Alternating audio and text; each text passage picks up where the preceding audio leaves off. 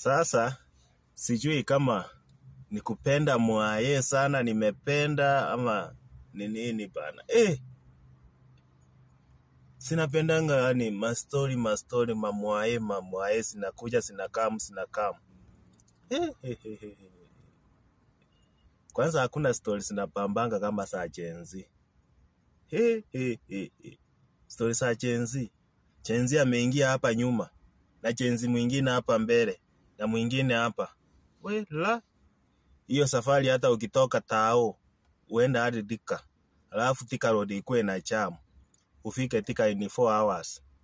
Kufika Thika. Mimi sitaongea. Mimi utanipata tu niko hivi. Ni furaha tu. Unaona naongea kitu tu, naangalia hivi, story inapamba tu.